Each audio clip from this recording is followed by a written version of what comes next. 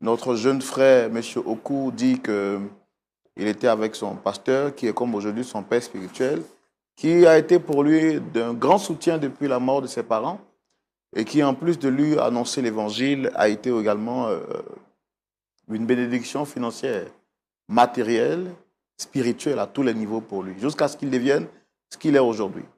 Et donc, comme il était un jeune battant, il s'est lancé dans l'entrepreneuriat, dans le business.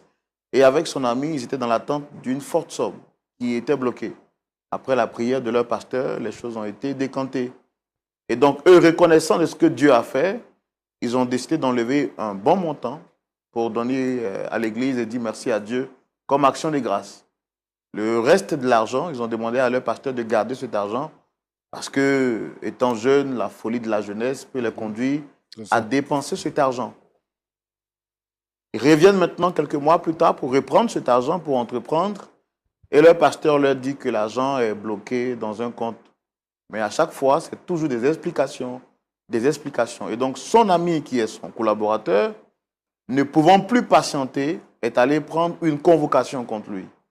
Et donc là, aujourd'hui, sa vie est menacée. Il risque d'aller en prison s'il n'arrive pas à convaincre lors de cet échange avec les autorités compétentes que l'argent est bel et bien là, mais en lieu sûr. Et donc, il appelle son pasteur pour essayer de trouver une solution et de rassurer, mais finalement, il n'arrive plus à joindre son pasteur. Les choses sont compliquées.